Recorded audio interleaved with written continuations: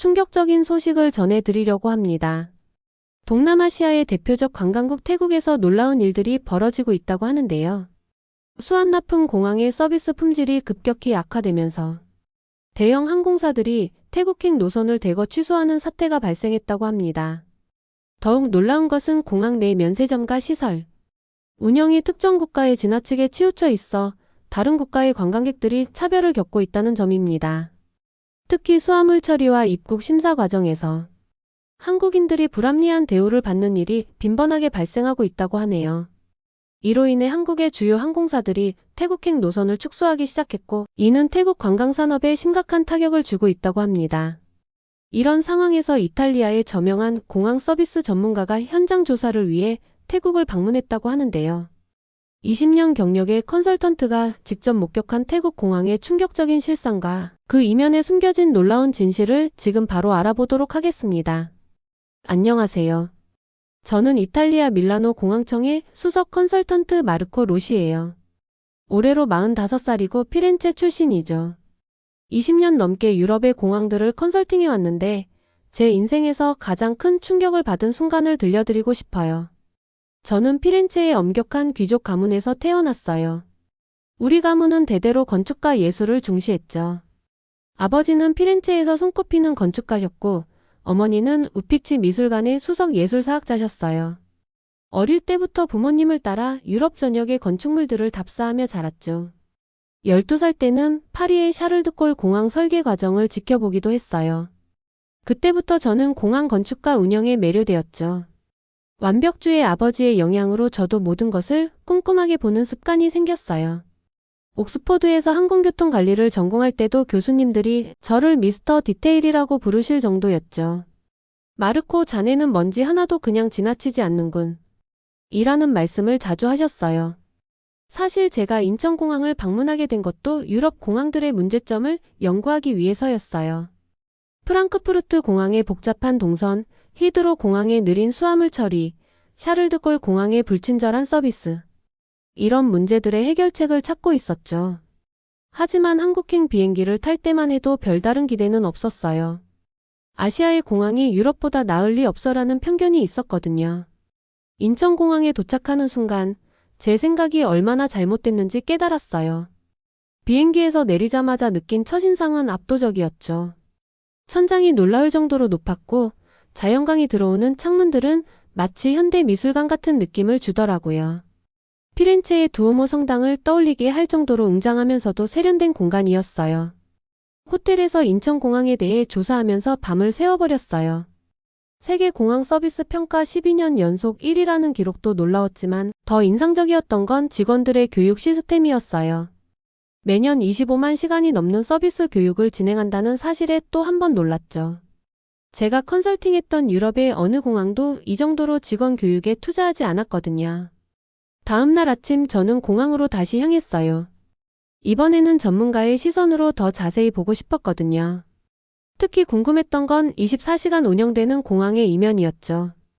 야간 항공편이 도착할 때도 낮과 같은 수준의 서비스가 제공되는지 확인하고 싶었어요. 밤 11시가 넘어서 도착했는데 놀랍게도 공항은 여전히 활기찼어요. 심지어 문화 공연까지 진행되고 있더라고요.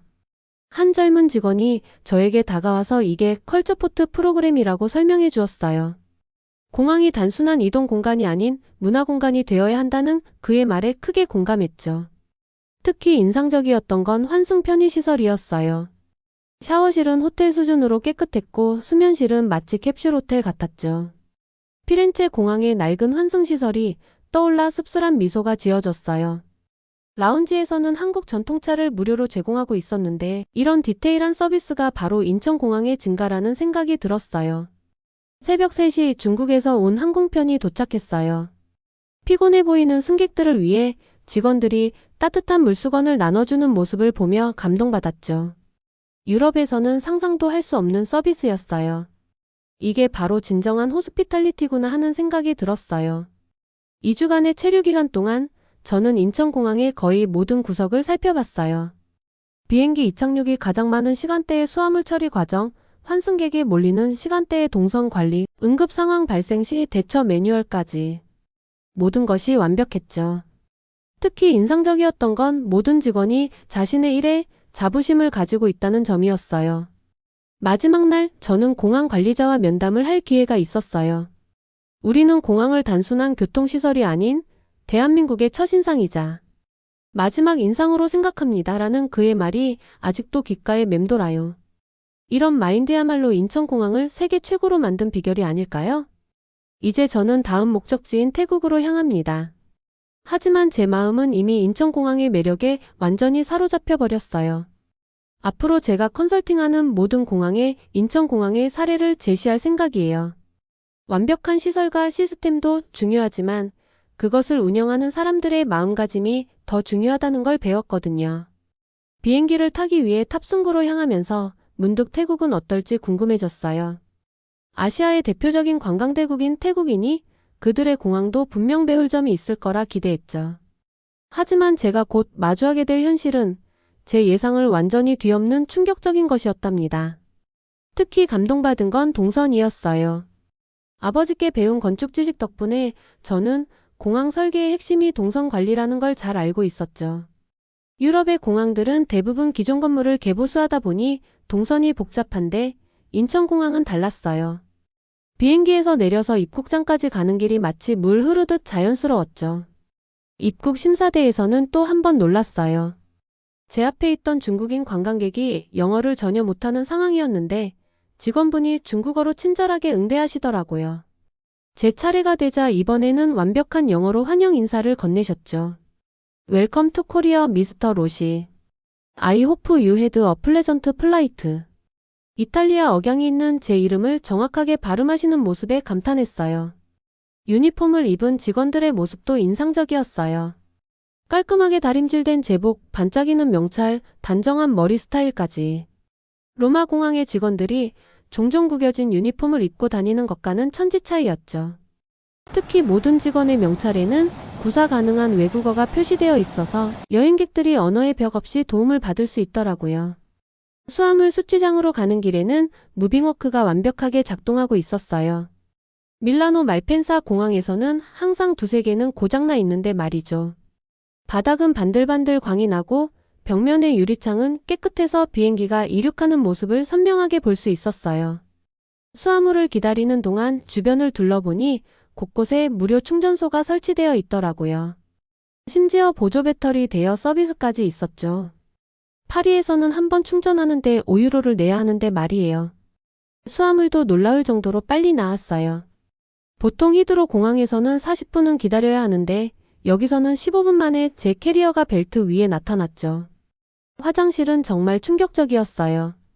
로마 공항의 더럽고 악취나는 화장실이 떠올라서 걱정했는데 마치 특급 호텔 화장실에 온 것 같았어요. 매시간 청소 상태를 체크하는 표가 있었고 심지어 비상용 세면도구까지 비치되어 있더라고요. 화장실 문고리가 고장난 채로 한 달째 방치된 샤를드골 공항이 떠올라 쓴웃음이 났어요. 면세점도 완벽했어요. 평소 저는 면세점 쇼핑을 즐기는 편인데 이곳의 품목 구성과 진열 방식은 마치 밀라노의 고급 백화점을 보는 것 같았어요. 직원들의 세련된 응대는 물론이고 가격 표시가 여러 나라 통화로 명확하게 되어 있어서 쇼핑하기가 무척 편했죠. 식당가에서 점심을 먹으면서는 또 한 번 놀랐어요. 보통 공항 음식이라고 하면 비싸고 맛없는 게 당연하잖아요.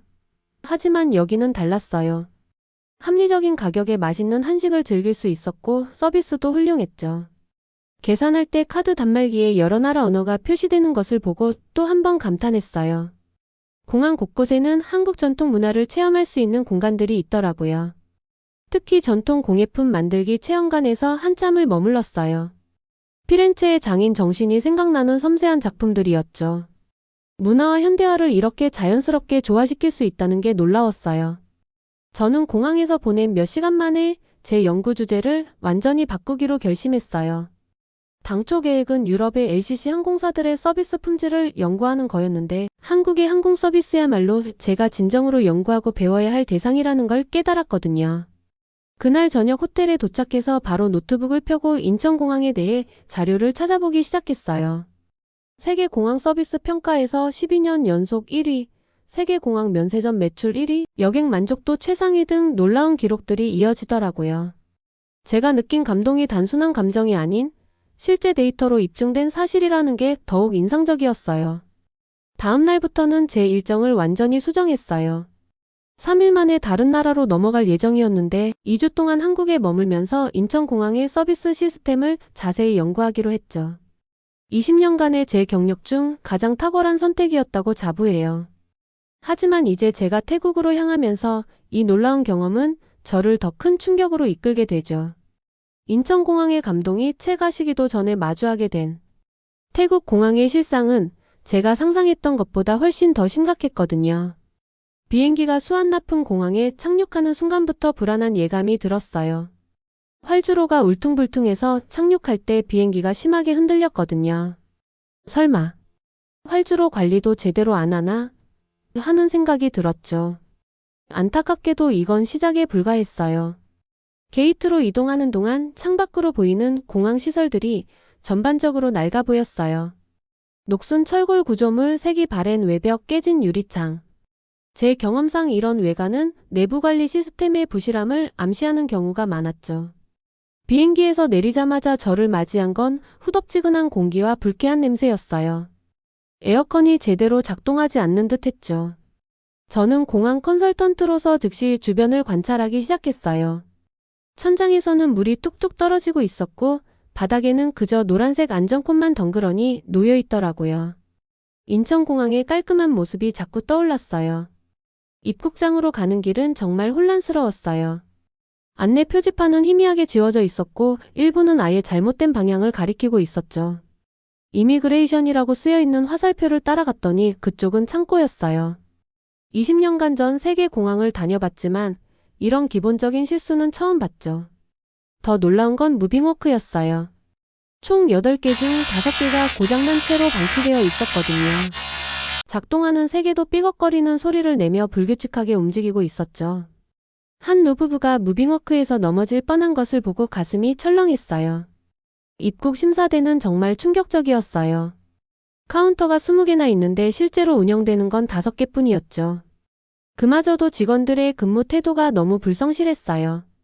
한 직원은 휴대폰으로 게임을 하면서 여권을 확인하고 또 다른 직원은 옆 동료와 수다를 떨며 일하고 있었죠. 저는 30분 넘게 줄을 서서 기다린 끝에 겨우 심사대 앞에 섰어요.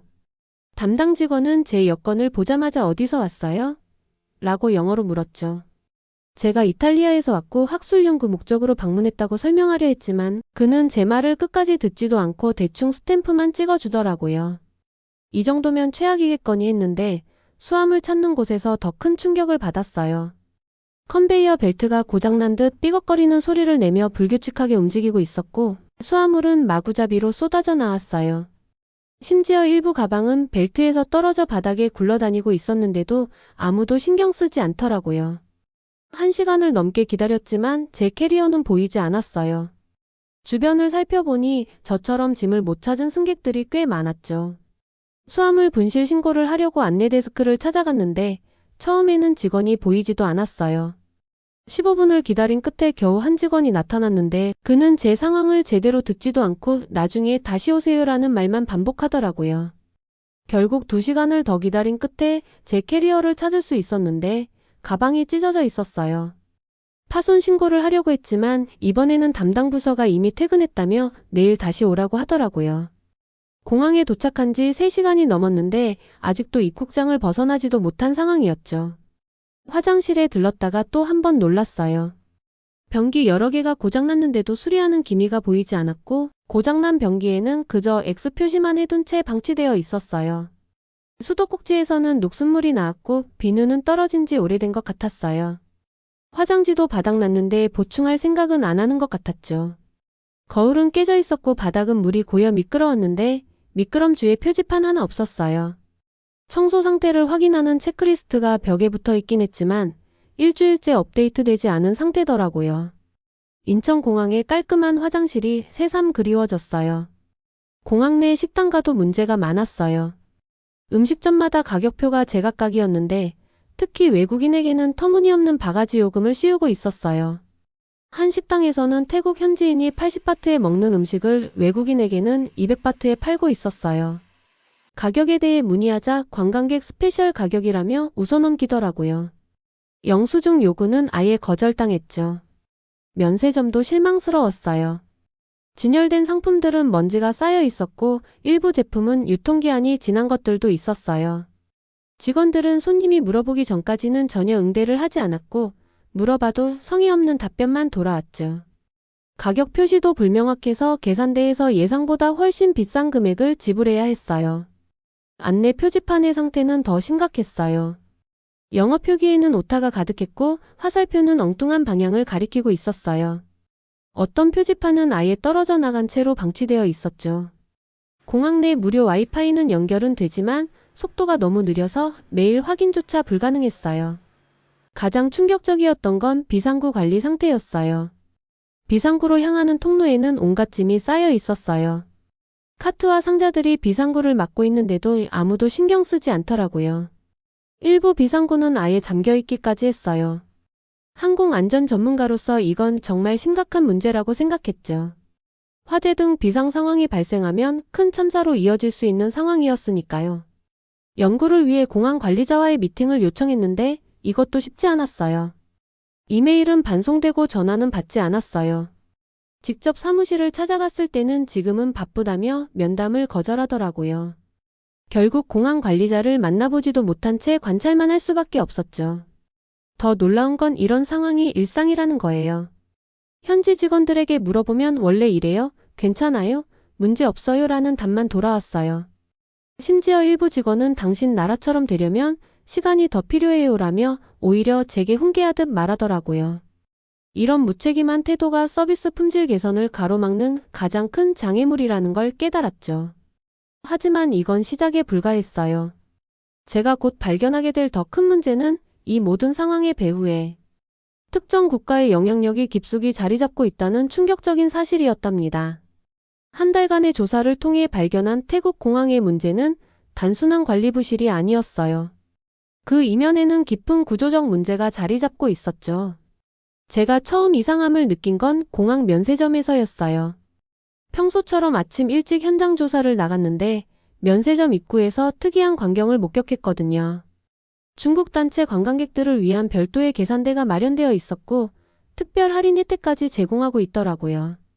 반면 다른 국적의 관광객들은 긴 줄을 서서 기다려야 했죠. 더 자세히 살펴보니 공항 전체가 특정 국가의 관광객들을 우선시하도록 설계되어 있었어요. 안내 표지판만 봐도 알 수 있었죠. 중국어로 된 안내문은 영어보다 크고 많았어요. 심지어 일부 매장은 중국어 외의 언어로는 의사소통이 불가능할 정도였죠. 태국 관광청에서 일하는 지인을 만나 이야기를 나눠보니 상황은 제가 생각한 것보다 더 심각했어요. 중국 자본이 태국 공항 면세점에 상당한 지분을 보유하고 있다는 사실을 알게 됐거든요. 이게 단순한 투자가 아닌 관광산업 전반에 대한 영향력 행사로 이어지고 있었죠. 공항 수화물 처리 시스템도 문제였어요. 통계를 분석해보니 특정 국가 항공편의 수화물이 우선 처리되는 반면 다른 국가 승객들의 수화물은 지나치게 오래 기다려야 했어요. 특히 한국, 일본, 유럽 노선의 수화물 처리가 항상 지연되는 경향이 있었죠. 입국 심사대의 배정도 불공평했어요. 중국 단체 관광객을 위한 전용 심사대가 따로 있는 반면 다른 관광객들은 제한된 심사대에서 오래 기다려야 했죠. 직원 배치도 이런 불균형을 반영하고 있었어요. 중국어가 가능한 직원을 우대한다는 명목으로 사실상 특정 국적의 직원들을 선호하는 채용이 이루어지고 있었거든요. 공항 내 상점들의 변화도 눈에 띄었어요. 전통적인 태국 로컬 브랜드들이 사라지고 대신 중국계 프랜차이즈들이 들어서고 있었죠. 이 과정에서 다른 국가 관광객들이 선호하던 매장들이 하나둘씩 사라졌어요. 임대료 인상을 견디지 못해 철수하는 경우가 대부분이었죠. 가장 큰 문제는 이런 불균형이 공항을 넘어 태국 관광산업 전반으로 확산되고 있다는 거였어요. 중국 여행사들이 태국 현지 여행사들을 차례로 인수하면서 관광시장을 장악하고 있었거든요. 이 여행사들은 자국 관광객들에게는 턱없이 낮은 가격의 패키지를 제공하고 다른 국가 관광객들에게는 터무니없이 비싼 요금을 받고 있었어요. 태국 정부도 이 문제를 인식하고는 있었지만 중국의 경제적 영향력 때문에 제대로 된 대응을 하지 못하고 있었어요. 오히려 일부 정부 관계자들은 중국 자본의 유입을 긍정적으로 평가하면서 다른 국가와의 관광 교류는 점점 더 소홀히 하는 모습을 보였죠. 한 공항 관리자와의 비공식 대화에서 충격적인 이야기를 들었어요. 우리도 이런 상황이 좋지 않다는 걸 알아요. 하지만 이미 중국 자본에 너무 의존하다 보니 쉽게 바꾸기가 어려운 상황이에요. 이 말에서 태국 관광업계가 처한 딜레마를 실감할 수 있었죠. 특히 우려되는 건 이런 불균형이 서비스 품질의 전반적인 하락으로 이어지고 있다는 점이에요.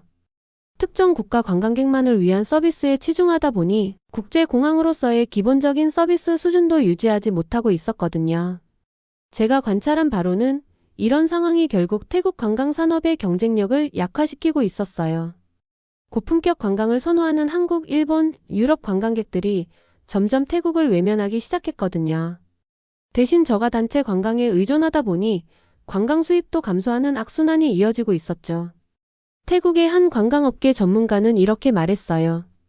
우리는 지금 눈앞의 이익만 보고 달리는 중이에요. 하지만 이렇게 가다가는 결국 관광산업의 질적 하락을 피할 수 없을 거예요. 이 말이 현재 태국 관광업계의 상황을 정확하게 대변하는 것 같았어요. 특히 안타까운 건 이런 상황이 태국 현지 직원들의 서비스 마인드에도 부정적인 영향을 미치고 있다는 거였어요. 어차피 대부분의 관광객이 중국인이니까 라는 생각이 팽배해지면서 다른 국가 관광객들에 대한 서비스가 점점 더 부실해지고 있었거든요. 결국 이런 불균형한 상황은 예상치 못한 위기를 초래하게 됐어요. 그리고 그 위기는 제가 예상했던 것보다 훨씬 더 빨리 그리고 더 큰 규모로 찾아오게 되죠. 태국 관광업계의 몰락은 통계로도 확연히 드러났어요. 태국 관광청 자료에 따르면 2024년 1월 기준 방콕 관광객 수는 전년 동기 대비 47% 감소했고 특히 한국인 관광객은 68%나 급감했더라고요. 수완나품 공항의 국제선 터미널은 한산해졌고 특히 한국행 비행기들이 하나둘씩 사라지기 시작했죠. 항공업계가 가장 먼저 타격을 받았어요. 공항 내 상점들의 매출도 급감했어요. 제가 인터뷰한 킹파워 면세점의 한 매니저는 충격적인 수치를 공개했어요. 한국 고객들은 우리 매출의 35%를 차지했는데 지금은 거의 찾아볼 수 없어요. 전체 매출이 70% 이상 감소했고 직원 200명 중 80명을 해고해야 했죠. 식당가의 상황은 더 비참했어요. 공항 내 한식당 서울키친의 주인 김모 씨는 20년 장사를 접어야 했죠. 월 매출이 150만 바트에서 20만 바트로 떨어졌어요. 임대료도 못 내는 상황이에요. 현지 식당들도 한국 관광객들의 높은 객단가를 그리워했어요.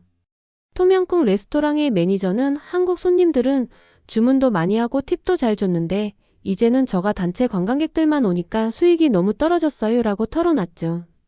호텔업계의 타격은 더 심각했어요.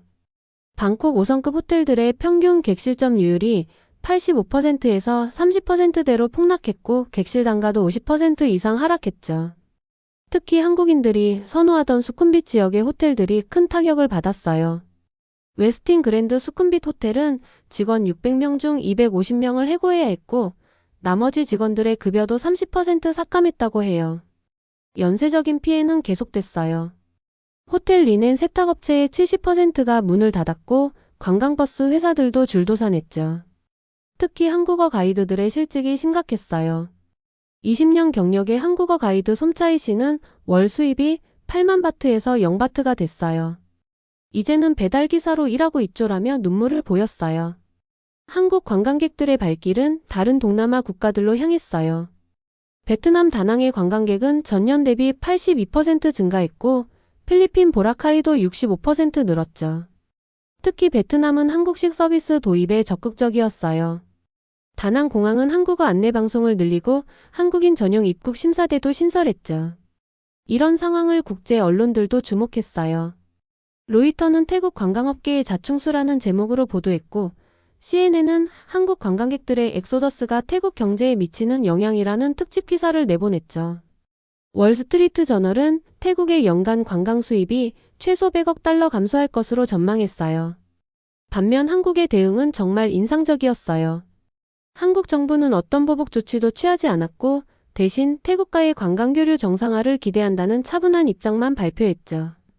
외교부는 태국에 있는 교민들의 안전을 위해 현지 공간을 통한 지원을 강화하면서도 과도한 반태국 정서를 자제해달라고 당부했어요. 한국 여행사들의 대응도 놀라웠어요.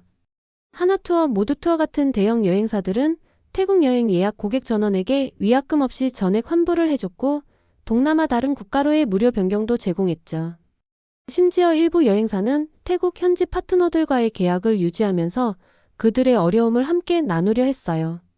제가 특히 감동받은 건 항공사들의 대처였어요.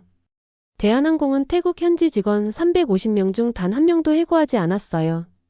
오히려 이들을 싱가포르, 베트남 등 다른 노선으로 배치했죠. 아시아나항공도 태국행 항공권 취소 시 위약금을 전액 면제해주고 동남아 다른 노선으로 무료 변경을 허용했어요. 한국 관광객들의 반응도 성숙했어요. SNS에는 태국 서민들은 우리와 별개다. 그들의 생계를 위해서라도 과도한 불매는 자제하자는 글들이 올라왔죠. 심지어 일부 한국인들은 세이브 타입 투리즘이라는 해시태그 운동을 시작하기도 했어요. 이런 한국의 성숙한 대응에 태국 내에서도 반성의 목소리가 나오기 시작했어요. 방콕포스트는 사설을 통해 한국인들의 시민의식에서 배워야 한다고 썼고, 데일리 뉴스는 우리가 잃어버린 것은 단순한 관광 수입이 아니라 신뢰라고 지적했죠. 태국 관광업계도 변화의 필요성을 절감하기 시작했어요. 태국 호텔협회는 한국식 서비스 품질 관리 연수를 시작했고, 공항공사도 서비스 개선 태스크포스를 구성했죠. 일부 호텔들은 한국어 가능 직원을 새로 채용하기 시작했고, 식당들도 위생 관리를 강화했어요. 하지만 이미 피해는 돌이킬 수 없을 만큼 커져 있었어요. 태국 정부의 추산으로는 관련 업계 종사자 약 50만 명이 실직 위기에 처했고, 2024년 관광 수입은 전년 대비 30% 이상 감소할 것으로 전망됐죠. 그런데 바로 그때 예상치 못한 곳에서 희망의 빛이 보이기 시작했어요. 그리고 그 변화는 다름 아닌 태국 공항의 젊은 직원들 사이에서 시작됐답니다. 태국 관광업계의 위기가 장기화되면서 놀랍게도 긍정적인 변화의 움직임들이 하나둘씩 보이기 시작했어요. 제가 처음 발견한 변화의 신호는 수완나품 공항의 젊은 직원들 사이에서였죠. 그들은 자발적으로 항공 서비스 개선 연구 모임을 만들었는데 특히 인천공항의 서비스 매뉴얼을 공부하기 시작했더라고요. 이 모임의 리더인 수파차이는 저에게 이렇게 말했어요. 한국 관광객들이 떠난 후 우리 공항의 서비스 수준이 얼마나 낮았는지 깨달았어요. 인천공항처럼 되기 위해서는 우리도 변해야 해요. 그는 매주 토요일마다 직원들과 함께 한국어도 배우고 있었죠. 공항관리부서에서도 변화가 시작됐어요. 처음에는 재조사 활동을 거부하던 그들이 이제는 오히려 자문을 요청하기 시작했거든요. 인천공항의 수화물 처리 시스템은 어떻게 운영되나요? 한국의 공항 청소 관리는 어떻게 하나요? 같은 질문들을 적극적으로 해왔어요. 특히 인상적이었던 건 공항 내 안내 데스크의 변화였어요. 직원들이 새 유니폼을 입기 시작했고 영어 교육도 의무화됐죠. 한 직원은 예전에는 외국어 공부가 귀찮았는데 이제는 필수라는 걸 알게 됐어요 라며 달라진 인식을 보여줬어요. 청소 관리도 달라지기 시작했어요. 화장실 청소 담당자들이 한국의 공항 청소 방식을 벤치마킹하기 시작했는데 놀랍게도 자발적으로 청소 체크리스트를 만들어 관리하더라고요. 한 청소 관리자는 이제야 깨끗한 환경이 관광객들에게 얼마나 중요한지 이해하게 됐어요 라고 말했죠. 공항 식당가의 변화도 눈에 띄었어요. 이전에 바가지 요금으로 악명 높던 식당들이 정찰제를 도입하기 시작했고 위생관리도 강화됐어요. 한 식당 주인은 한국 손님들이 요구하던 수준이 사실은 기본이었다는 걸 이제 알았어요 라며 반성하는 모습을 보였어요. 면세점에서도 새로운 바람이 불었어요. 중국 자본에 의존하던 매장들이 하나둘 문을 닫는 대신 현지 자본의 고품질 면세점들이 생기기 시작했거든요. 이들은 특히 한국의 면세점 운영 방식을 적극적으로 도입하려 했어요. 가격 표시를 투명하게 하고 직원들의 서비스 교육을 강화했죠. 태국 관광청의 대대적인 변화도 인상적이었어요. 그들은 저를 자문위원으로 초청해서 한국의 관광 서비스 품질 관리 시스템을 연구하기 시작했죠. 우리도 한국처럼 관광 품질 인증제를 도입하고 싶다는 말을 들었을 때는 정말 감동이었어요. 젊은 호텔리어들의 움직임도 눈여겨볼 만했어요. 그들은 태국 호텔 서비스 혁신협회라는 단체를 만들어서 한국의 호텔 서비스를 배우기 위한 연수 프로그램을 시작했어요. 세계적인 체인 호텔들도 이 움직임에 동참했고 특급 호텔들은 한국의 서비스 전문가들을 초빙해 교육을 시작했죠. 특히 고무적이었던 건 태국 정부의 태도 변화였어요. 중국 자본에 대한 의존도를 줄이고 대신 한국과의 관광 협력을 강화하기로 결정했거든요. 관광부 장관이 직접 한국을 방문해 사과하고 양국 간 관광 협력 강화를 약속했죠. 이런 변화들이 모여서 작지만 의미 있는 성과들이 나타나기 시작했어요. 공항의 서비스 품질 평가 점수가 조금씩 올라가기 시작했고 관광객들의 불만도 줄어들었죠. 특히 SNS에서는 태국 공항이 달라지고 있다는 긍정적인 후기들이 하나둘 올라오기 시작했어요. 더 놀라운 건 이런 변화가 공항을 넘어 태국 전체로 퍼져나가고 있다는 점이에요.